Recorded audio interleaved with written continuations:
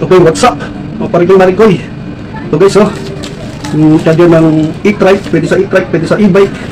May indicator na siya. Oh, pabilisan natin siya. Oh, may indicator siya.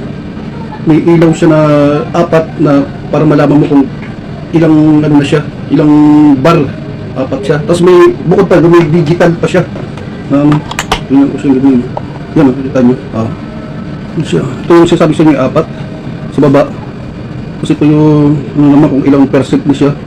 Yan siya. Tapos papakita ko sa inyo yung luma nito na walang indicator saka digital na ganyan. Kaya ano siya, pag naiwan mo naka-charge, so nasobrahan, luto ang battery ng e-trike nyo. Or e-bike. Ito bago to eh. Yan siya. Ganda nyo. Electric vehicle charger. Yan siya. Tapos ito yung box niya. Siya. So ito yung luma ko dati na naiwan ko. Kaya bumili ako nito. So, sigurado siya, automatic siya. Pag full charge na siya, hindi siya mag-charge. Automatic siya mamamatay. Hindi tulad nito. Yung una ko. Yun, wala siyang digital na number. Ilaw lang siya, isang peraso lang siya. Dito lang siya yung ilaw niya. Yan. Ano niya, pula lang siya. Pag hindi pa full charge. Tapos pag full charge na siya, green. Tapos hindi mo nalalaman kung ano siya. Kaya ito, sirain. Yan siya. Na-repair ko to. Ay, na-repairin ng ano. Talaga wala na daw. Yung sunog niya. Ayun si daw. Ito lang, bumili ako ngayon na may indicator lights. Tapos may digital lights pa siya. Para malaman mo siya kung full charge na siya. Kahit iwan mo siya, dahil automatic siyang kung saan namamatay. Yan siya. Parasin ko muna yun. Yan. Dito ang ganda. Yan siya. Tapos pag pinodge mo sa dyan, ito yung isang nadadagdagan. Bawa yun siya, 6, 2, magiging 3, 4, 5, 6, 7, 8, 9, 10 hanggang 100 siya.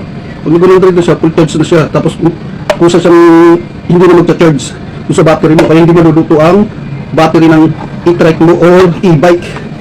So, nakatuwa naman, natuwa ako kanina. Diniliver sa akin. Ito yung una ko, palpak. Wala siyang ano, kailangan babantayan mo siya. Kung kung nakatulog ka, limbawa lang, tapos nakalimutan mo. Ayan.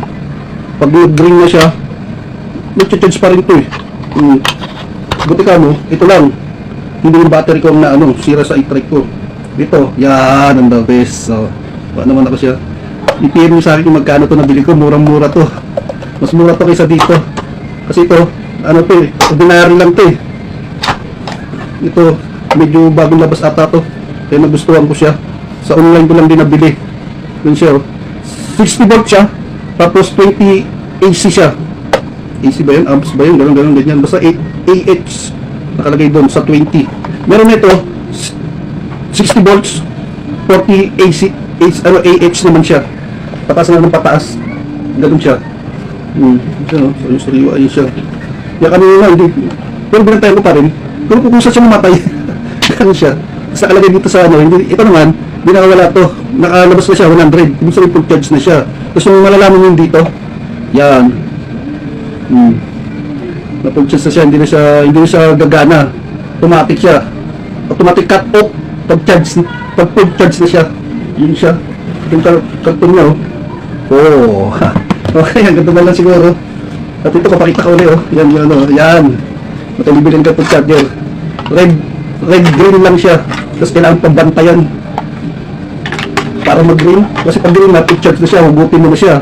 Pag hindi mo hinugot, yung mangyayari. Kung hindi itong charger mo, yung battery ng e-trike yung madadali. O kaya yung ano, yung pinakaano ng ano, pinagdadaanan nito sa ano ng makina ng e-trike. Para ma-albog. Yan siya, ganun. Basta yun na yun. At least may inaano ko sa inyo. Wag kayo nito, ito nyo. Yan. Automatic siya, nagka-cut off charge siya. Tapos malalaman nyo. Kaya pag silip nyo, kung saan ano, nagsimula siya sa 10, 11, 12, 13, di matagal ka pa maghihintay. Saka garantisado, nagka-cut off siya. Pag cut off charge na, ano na siya, full charge na siya, cut off charge na siya. Yun lang. Okay, marikoy. Bye-bye. Next na vlog ko, ano ko, yung papakita ko sa inyo paano naka-charge siya. Okay, bye-bye. Takpan na.